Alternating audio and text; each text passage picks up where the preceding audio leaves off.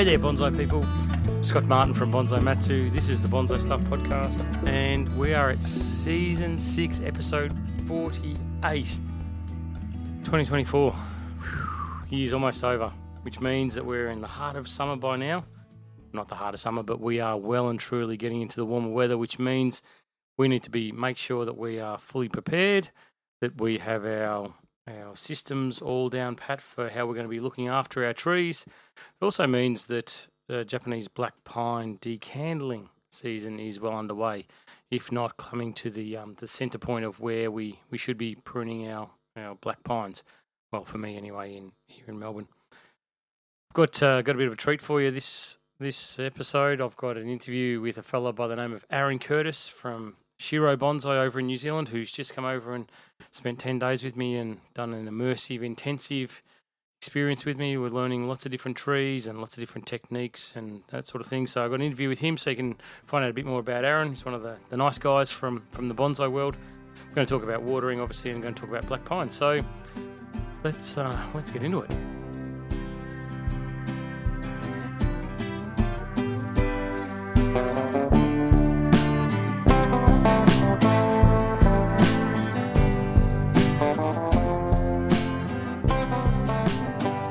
Japanese black pine decandling. Talked about it about a million times. I think about it in my sleep these days, and it's just one of those things that is second nature. It's something that I need to make sure that I get correct, and it's something that I help a lot of people with. So what I thought I'd talk about this episode of the podcast, or part of the episode of the podcast, is I talked about candle cutting recently and decandling, the comparison between the two. So I'm not going to go through the actual process of it, but what I want to talk about is the really important part about decandling, which is when not to decandle. There's a few key things that are guides for me, I suppose, and one of them that I think you should know about is the health assessment of your trees. Every time before you do anything with your trees, make sure you do a thorough health assessment and make sure that the tree will thrive, will benefit from whatever it is you're going to do. Doesn't matter what it is. Doesn't matter if it's repotting, if it's going to be fertilising. Sometimes fertilising a weak tree can push it back even further, can put it under undue stress. You might find that defoliation is something that's on your mind at the moment with a few different trees around the yard. Do the health assessment. How does it look? And this is, there's physical things that we look for with the bonsai to make sure that they're going to be able to take what we do to them and step forward, take that step forward in their development. But there's also the gut feel. And this is the part that I reckon as we get closer and closer to our trees and as they become more and more part of us, that we get this feeling. You just know when things not right. You know when something's a bit off colour. You know when maybe it hasn't grown quite like it should have. As in previous years, there might be something that just doesn't look right. The colour's not right. The spring growth didn't push quite as hard as what it should have. You come across these issues, and often we look at correcting them early in spring. You see the lack of stunted growth or the lack of development. We up the fertilising. We make sure that we're monitoring the watering, make sure to get them in the right position in the yard. If they didn't get repotted when they should have, we take steps to make sure that we can get them through the summer period. So by now, 3.5 months later, from when spring sort of starts, we've had probably 4 months worth of growth out of the trees. We should have a really good indicator right now as to the health of the tree. And that's the assessment that you need to make. You need to have a good hard look at yourself and the tree and be honest, because skipping decandling on a weakened tree is going to be far more beneficial than decandling a weak tree. Trust me, you're gonna push the tree backwards at a rapid rate of knots, and rather than maybe missing this year's decandling because of a health issue, you might find that next year you can't decandle for a couple of years, and you might lose branches, and worst case scenario, things turn pretty sour for the tree, and your relationship with that bonsai tends to terminate when the tree's not alive anymore. So I would think that not decandling because you've got that feeling that something's not right is far better than decandling a weak tree. Another thing when it comes to the decandling side of things where it's a bit of a no-no for me, I work on the guideline with my pines of 1 to 2. All right, it's really simple. One branch divides into two. No more, not 3, not 4, not 5. Doesn't matter how full and lush that area looks. I want no more than 2 things to happen at any one point. So when it comes to decandling, you might be looking at a really long candle that's got plenty of growth on it, might have, lots of needles, could be, 10, 15 centimeters long, whatever, 5, 6 inches long, whichever part of the world you're in. But you need to look at where that bud originated from. Where did it come from? Where are the old needles? Trace it back from the new. You should find new vibrant needles, new green stem. That green stem by this stage might be starting to turn a little bit brown at the base of it, so don't be fooled by that. But go back to where the old needles are from last year, which will be a darker, more olive, a duller colour, if for want of a comparison to the new needles. But what you're looking for is below those old needles is the previous internode. All right, so if that previous internode is less than 10 mil, 1 centimeter, half an inch, whatever the comparison is, if it's less than that, then really when let's say it's only 2 or 3 millimeters, or maybe it's a needle bud that's come out of the trunk or a branch or something like that. So the idea with decandling is to remove completely the spring candle, right, at the base of that green, because there's going to be a ring of dormant buds around there. If you're doing it to a needle bud, there won't be that ring of dormant buds. So don't decandle a needle bud that's grown out. If there's no internode prior to that, and let's say it's just, needles and the internode length is so short, like, 2-3 millimeters, whatever it is, and then the buds start to grow. If you decandle at that point, what you're going to do is you're going to start to force a number of buds to appear from that point. So we turn that one bud into many buds. And then when we get to autumn, winter, we go through, we clean out those buds back to 2. So you've got to make an assessment of that area. If you decandle it, let's say, your worst case scenario, you're not going to get buds. Best case scenario, you're going to get multiple buds there. What you can do is you can thin it back to just one of those buds and shorten the internode length and needle length on that area. So that works. But if you're going to look at keeping 2 of those new buds in that area, you're going to have a 1 to 3 scenario. So the branch or the trunk is 1, plus the 2 new candles that you're going to leave post autumn, winter. That's going to make the area swell because there's more than 2 things happening in that one area. So the 1 to 2 rule or guideline is kicked out because you've gone 1 to 3. So if you do decandle something that's really short like that, then you need to make sure that you're pruning it back so there's only 1 new bud coming from that area because it originates from a branch or from a trunk. There's no initial internode there. The other is maybe don't decandle it. Maybe it's weaker. Maybe it's not quite as long as what you think it is. Maybe it's worthwhile just leaving that bud for this year and not decandling it. So that's another area. So if it's health of the tree, don't decandle. It might be areas of the tree that are weak. Those inner branches, especially on those lower branches, when you start looking in at the foliage, you might find that there's some pretty weak, flimsy, branches in there that are quite thin and quite flexible and really don't have much gusto to them. I'd seriously consider whether you actually need to decandle that branch. I've found that if I decandle those weakened branches, it may be enough to tip it over the edge and have that branch die back. Or if it does shoot out, it's very weak, flimsy bud, and it puts the tree under undue stress. So I would look to leave those inner branches and not decandle those parts of the tree and let them continue to push. Use the scenario of defoliation, which is probably more common for a lot of people listening, that if it's a weak branch, you don't defoliate it, because if you defoliate it, it dies off. It's pretty much the same thing happens when you decandle those weakened branches on a black pine. And that's where I'll seriously consider the health assessment at the start. If you're finding a lot of those branches where you're going 2 week to decandle, 2 week to decandle, 2 week to decandle, then you might actually err on the side of caution and put that entire tree into an area where you say, I just can't decandle you this year, mate. I'm sorry. I've got to leave you to the side because there's too much risk. There are some areas that are quite strong.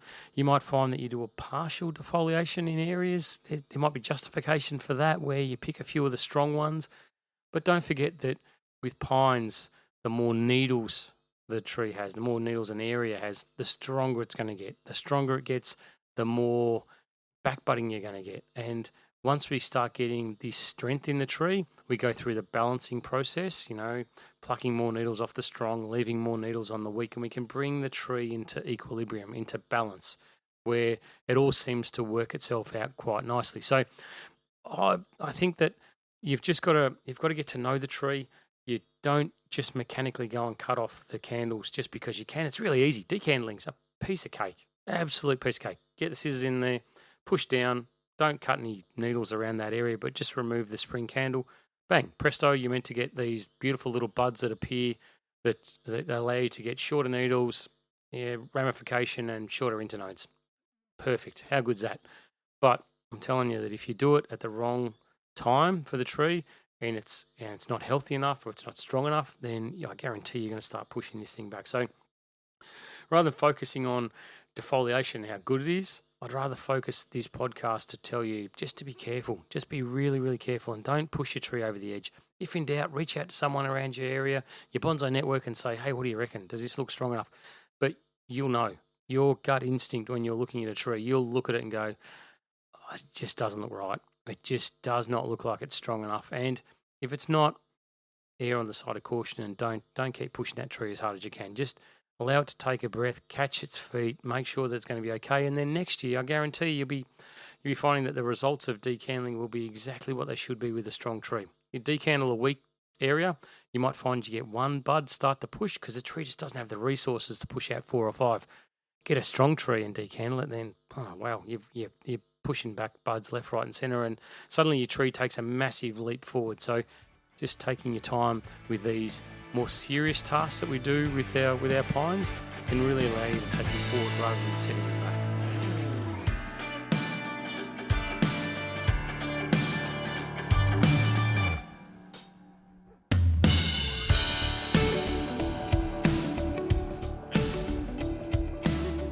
We've got a special guest on the Bonsai Stuff podcast. We've got Aaron Curtis from Shiro Bonsai in New Zealand.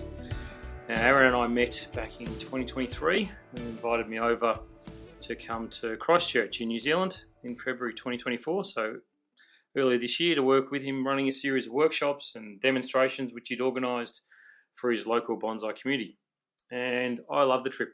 I love the people, I love the bonsai. I've got a video showing all parts of different New Zealand that I went to as well when I was over there, got to explore the place and I've just loved it. So since that time, since I was over there in February, he's opened up his own very special bonsai cafe and he's actively helping loads of people within the bonsai community on the South Island. And then very recently he's crossed the ditch to come and spend a few weeks with me at Bonsai Matsu for an immersive intensive training program, which is covered off on a huge range of trees, techniques and processes. So while Aaron's in the workshop, I thought I'd just have a quick chat with him about all things bonsai. Aaron, welcome to the podcast. Hey Scott, thanks for having me. No worries. All right, Aaron, let's start with a bit of your background with bonsai. What got you started in the first place? Yeah, since growing up, I've always been quite an artsy person. So, heaps of drawing and sort of love nature out and about. So, I was gifted my first tree probably about 6 years ago, just your little starter procumbrans like most people start with. Mm-hmm. I was real intrigued at what I could get out of the tree. It sort of sat outside for the first probably 6 months, 8 months, and I was just watering it, fertilizing it, and that was about it really. As I came across more things online and sort of started reading and getting an idea of what you could create from these small trees is definitely what got me hooked. Yeah. Yeah, right. So where did that come from? The reading and stuff like that, like the source of information. What was that for you at the first place? It was lots of old books, lots of older information, and then reading stuff online, lots of YouTube videos and that as well. So it was quite cool to see how bonsai has changed over the years as well. So lots of newer techniques and things. Have you still got the tree? Yes. Still nice. Got our original one. Yeah. How long ago was that? So just over 6 years ago now, I got the first little procumbrans. Yeah, there you go. And still alive. That's an unusual story. Most people kill their first tree within a few weeks, to be honest. So now you've got a bonsai business called Shiro Bonsai. Tell us about that. How did it start? Where'd the name come from? Yeah, so Shiro Bonsai started. I was at the moment. I was basically just bringing in a few pots. Started with a shipment of training pots to come in because there wasn't much in the way of bonsai equipment in Christchurch. I know there was a few more places in the North Island that supplied, but but for us down in Christchurch, there wasn't much. So we brought in our first shipment of pots, and it sold within a week or so to local people, local clubs, and so on. So we definitely saw that there was a bit of a demand for it. The Shiro Bonsai name came from our family dog, so we had a Japanese Spitz. She was born in England, and basically when we immigrated over, she came over with us. After being in New Zealand for probably 5 or 6 years, she unfortunately passed, and I wanted to sort of keep that name there, or keep her Nice. sort of with us. So yeah, that's how Shiro Bonsai was formed. That's a nice story. So the business originally started supplying product. Was that the intention at the start? Yeah, it was, to me, it was more for the hobbyists. And now I think at the moment in New Zealand, there's your bonsai stores that cover that gifting market. It's a very seasonal sort of, your little starter bonsai all ready to go. Whereas for us, it was more about supplying the hobbyists with what they were struggling to get. So that sort of stuff, I suppose. Okay, so now you've branched out to run a cafe, specifically a bonsai cafe, which is a great concept. Can you explain how you've incorporated bonsai into your cafe, the name of your cafe, and what you do there as well from a bonsai perspective? Yeah, so fresh out of school, I was basically a barista. So learned to make coffees, and I've always been a big coffee drinker. You probably noticed that from staying here. Yeah, he loves the coffee machine. We thought it would be a good place to sort of have a physical store that people could come in and try tools, try equipment, and ask the questions. I know for a lot of us going to your general garden centres, there's not much bonsai knowledge out there. It's such a specialist hobby, I suppose. So yeah, having a physical store that people could come in and ask and that sort of stuff was a bit of a goal for me, I suppose. So you also do other things out of the cafe as well. Tell us about the courses and workshops and meetings that you hold there. Yeah, we do a beginners workshops, so they run every Saturday, 4 p.m. So I'm in the cafe whole day doing your coffees, making your food, and then customers come in for their bonsai workshops, start at 4, and they're beginners workshops. So you'll get your little juniper and you go through about an hour, 2 hours of wiring and styling and sort of getting the basic techniques right for these beginners. Mm-hmm. We also run our Shiro clubs within the NZBA. We have our own national club, and that's every Sunday from 4 till 6 p.m. Every Sunday, wow. Yeah, so at the moment the meets are sort of monthly for most clubs. Our goal was to have something weekly for us sort of guys that are just addicted to it and want to be doing it every week, I suppose. That's good. It sounds like it's a nice environment. The people come in, have a coffee, and work on their bonsai. It'd be bloody nice. So look, I'm really glad you came over to study with me. Can you let me know why you chose to come across the ditch? And there's some pretty big news happening for you in your household early next year. Why don't you tell us all about that? Yeah, so to me it was pretty important to learn from someone with similar values, I suppose. I don't like making bonsai too complicated, and I think that's sort of the way that you feel as well. Definitely. So yeah, I thought I'd come across before we have our little baby, February next year. So wow, she's going to be my little full house for you, mate. She's a little mame, we call her. Can you run through some of the areas, I suppose, of what you've covered, what you've picked up, what you've experienced, what you've learned while you've been here at Bonsai Matsu? Yeah, so my main goal coming across was to sort of work on some larger established trees. I have a couple in my collection and then lots of clients' trees that I work on. So it was just making sure my techniques were sort of to the best of my ability was key for this trip. Worked on lots of black pine since being here. I know you get pretty into it with your decandling, so it's been a few days straight of decandling here. Yep. Repotting some natives as well, so your Aussie natives, your wee beauty, has been good. Few things that we have similar species in New Zealand, so your Kunzia and those sort of things we also have, so it's quite good to see Australia, I suppose, being that, I don't know, generation ahead of New Zealand to see what you can get out of these trees. So natives are still fairly new in New Zealand. I've seen a few books and older magazines where there's a few natives being used, but nothing like you have over here, I suppose. You've done a lot of work since you've been here. I noticed, and there's been massive improvement. Not that it wasn't good, but you've worked on lots of things like your wiring of your trees and technique for pruning and all that sort of stuff. But we've also covered off on things like major bending, styling, considerations, flow, all the strong points of design for bonsai that sort of take everything to the next level. Have you enjoyed that part of it? Yeah, definitely. I think for me, like I have a few larger trees and that at home, but being able to work on species or high level trees that I might not have or might not be able to afford at the moment. Yep. So having trees like that to work on has definitely expanded my knowledge. Yeah. Yeah, it's certainly been a range too. I was just thinking about it yesterday when I was preparing for the podcast about all the different trees that we've worked on.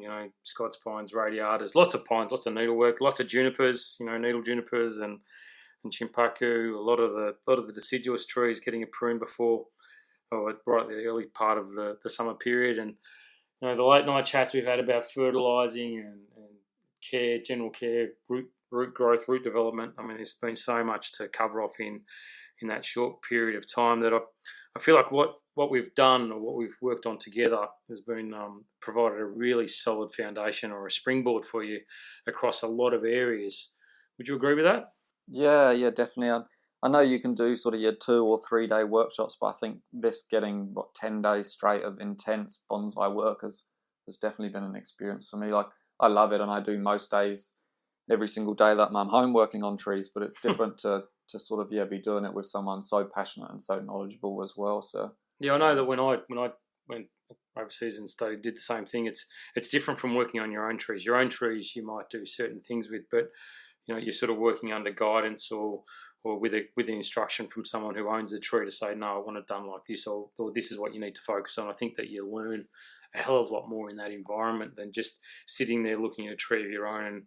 And I think that reworking or that analysis of a tree when you finished it, that's where you pick up a hell of a lot of information to take with you, I suppose. And that's the learnings that we all have our own unique style and individual considerations, but working with someone who owns a tree, or working with customers of trees, that certain ways they want to see things, you have to often comply with that sort of stuff too. And obviously 10 days of solid training is nowhere near a long-term 5-year apprenticeship to be a master at being a bonsai artist. But the experience and knowledge that you've already had before you came here, plus what you've picked up along the way here, I think it'll be. I'm really hopeful and proud, I suppose, that you'll get to take it home with you to your bonsai community and make your bonsai community stronger and better educated as well. Yeah, definitely. I'm definitely excited to get back, and I know a lot of the club members will be excited for me to get back and see them and start working. So even just getting the ones with the new starter trees and sort of being able to grow with them, similar to what you do over here, to see them sort of go on from a beginner to sort of the intermediate stage and then take their trees to that next level, I suppose. Yeah, I want to be part of their journey. Yeah, that's perfect. Well, where's your bonsai journey go after this? What's next for Aaron Curtis and Shiro Bonsai? Yeah, I'd definitely think down the education road's going to be my focus now. Yeah, I definitely enjoyed sort of being taught by you, and I think it's sort of something that I can pass on as well. The more workshops I do, I suppose the better I get at it. So continuing down this path and basically providing the hobbyists and anyone getting into bonsai with everything they need, from products to knowledge to starter trees, I suppose. Yeah. Well, bonsai education is all about consistency and compassion. I think that focus on lifting people up rather than knocking them down is a really positive way to go with it, mate. And you've got the personality for it, so I wish you all the best, mate. Thanks for coming over to Bonsai Matsu. Thanks for coming to Australia, and all the best. The household grows by one post Christmas for you, which is going to be bloody exciting times. And I like to say you're welcome back here anytime, mate. Thanks, Scott. Really appreciate it.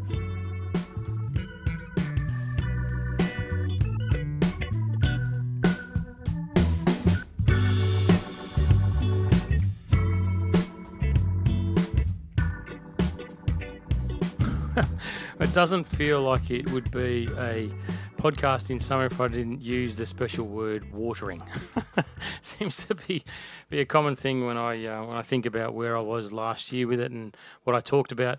But it is important. It's a really important time, and I don't want to dwell on it too much. But as we get into summer and it starts kicking in, for us in Melbourne, in Victoria, Australia, the weather has been hot, it's been dry, it's been humid, it's been wet, it's been windy, it's been very still.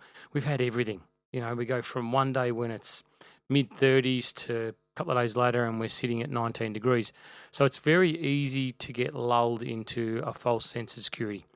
It's also very easy when it does get on those hot days to be sitting in a nice, comfortable environment where the air conditioning is running and not be thinking about what is going on outside. That hot, dry wind or any wind whatsoever really means you've got to be on guard. And I can tell you that with my watering, I've been stepping things up a lot lately. On the warmer days, it's probably got up to 3 to 4 times. There was one day where it was a very late water as well because the wind picked up and I wanted to make sure that the trees didn't go to bed with dry feet. And I was just being overly cautious, I suppose, especially with a few of the natives, Australian natives, that are really pushing new growth at the moment. I wanted to make sure that they weren't dry and didn't suffer. So it's one of those things, I suppose, that this is just that old friendly community service announcement that I've talked about being prepared for summer. I've talked about making sure that your watering system is intact. And to be honest, until now, it's been relatively easy. You get into, once you come out of that winter period, winter's easy because it's nice and quiet. You don't water too much, very little. Spring starts to get here. It's a bit iffy at the start. Should I water? Shouldn't I water? But really, things are starting to wake up. So that water's not going to sit around very long in the pot before the tree starts taking up. So then you slide into I'm watering once every 2 days. Now it's every day that I'm watering. Well, I can tell you now that we're getting to the point with the warmer weather hitting and looking around the country, friends over in Adelaide, 38 degrees, like you're just cooking. It just is so hot at the moment that there's been lots of rain up in Queensland. I see hot and humid, which is good for their ficus varieties. But when I look at down south where this hot, dry wind tends to come from central Australia and starts to push out towards the coast, and if we happen to be in the line of it, well then we all know that we're up for not only warm weather, but it can be very uncomfortable for our trees as well, and they can dry out really easy. And I think once you start getting to the point where you're thinking, should I water twice a day? And that doubt's going through your head, I reckon you should be. I reckon once you start getting that doubt of, maybe it's time for a second one today, definitely do it. I would err on the side of caution well and truly because it's very easy to get caught out in a very short period of time when it comes to your trees drying out, and then you ultimately pay the price. There's a setback somewhere along the way, crisping of foliage. They need water not only to take up into the system through transpiration, but they need it to cool the environment down.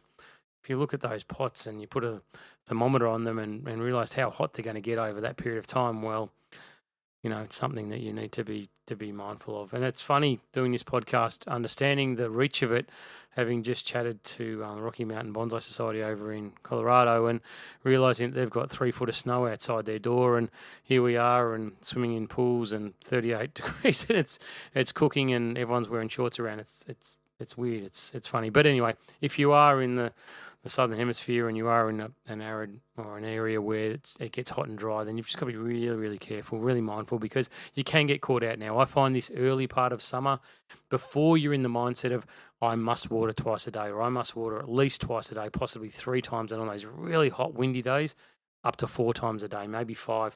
Once you start going down that path, it's easier. But at the moment, while we're not at that position of saying, hey, we must be watering on a far more frequent basis, it's a bit difficult. It's a bit tricky, and this is just the warning from me to you to say, just be on guard. Don't let it slip by, because not you, but your trees will pay the price, and it'll be very upsetting.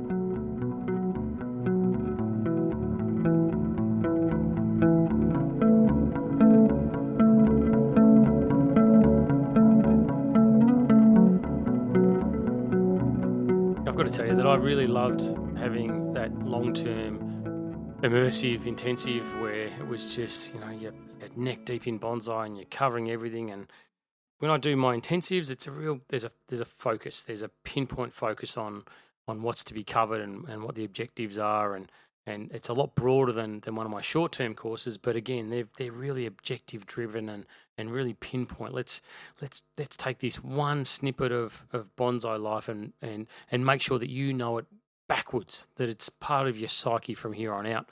And then there's the workshops, which are great too, but they're 2 hours of power, and you're in and you're out, and you're talking about plans for trees more than anything else, and doing a little bit here and there. But it's all about that planning phase. Whereas this immersive experience was so good because so much got covered off. Really, when I sat back and we were having a beer and Aaron and I were talking about it and thinking about what was covered off throughout the period, it was like, wow, that's like, that's, you know, I know we're seasonal and we can only do certain things and we can't do other things, but really, like, we did a hell of a lot. Like, there's a year's worth of work and learning and things that you come across because of the timing that was chosen for it, that, you know, really at the end of it, I'm exhausted. I'll be honest. It's draining. Still doing all my work as well as this immersive intensive, but it was really satisfying. I know that Aaron got a hell of a lot out of it too. So I don't know, I just feel like it's something that's really positive and something for the future for me to think about whether that's part of what I do with that, you know, that not living experience, but you become part of the Bonsai Matsu world, and you see what I do, and you do what I do, and you pick up all the little things, the stuff that maybe skims past in these other formats of learning. So I really enjoyed it. But like I said, I'm looking forward now to finish up my decandling period. I want this done. I've got another week or so, maybe 10 days left of decandling before I fully finish everything. But I know that once I've got that all done, then I can have a nice rest as I head towards Christmas for a few weeks, and then I'll fire up with my juniper work that I do in January and February and make them look as pretty as I possibly can. So thank you for listening in. I really appreciate it. Thank you to the subscribers, you know, the new ones that have jumped on board. Buddy, it's fantastic. Thank you very much. It's really, really kind of you. And I do honestly, it makes me share it with my nearest and dearest when I get a new subscriber, because I'm very proud of it, and I'm very proud of this podcast, and I love it. I love the format, and thank you very much for listening in. Make sure you stay on top of your watering. That's the main thing I want you to take away from today. The two things, you know, watering, just be prepared for things to start stepping up. Don't just stay with the single watering per day, because it's not right. It's not what your trees are going to need. And secondly, the health assessment when it comes to black pines. If you want your pines to look great, if you look at any of my photos on Instagram or Facebook or whatever, I can guarantee you that there's been times with those trees where I've looked at them and said, I can't decandle you now. It's not just because a certain period of time goes by and I say, oh, it's the third year, I'm not going to decandle every third year. That's rubbish. I don't decandle if the trees look like they've taken, or they can't handle it, like they're not going to flourish from it. I don't want to decandle something and get one bud pop out of that area. I'd rather just leave it for a year, and then when I decandle it next time, I get 4 or 5 buds, and there's lots more back budding on that tree, and the tree will still take the steps forward in the time frame that I want, but I'm not going to set it back further. And I've been there, I've done that, I've pushed it too hard, and I've paid the price. And you know, there's plenty of black pines in my my ghosts of bonsai past that come to haunt me, that remind me to say things like this in a podcast, saying, please learn from my mistakes. Don't push it if it's not right. If you haven't done all the work leading up to your pines being super healthy, like if you haven't been fertilising, if you haven't got them in really good soil mix, if they haven't been getting lots of sunlight, if the needles that have grown from spring look all dishevelled and twisty and not very strong, just automatically decandling is going to set them back a million miles, and it's going to, you're going to become disheartened with it, and pines will be put in that pile of, they're just too hard. It's something about pines. They're just too difficult to look after. I'm going to stick with whatever species it is on your bench that's doing really well. I can guarantee you, black pines, any pines, they're easy. Once you know the formula, once you know the process, they're probably the easiest of the bunch. So draw a breath. If it's not right, if it doesn't feel right, don't do it. Anyway, thank you very much for listening in. I love you all nearly and dearly. Give your bonsai a big cuddle for me. And until next time, happy bonsai.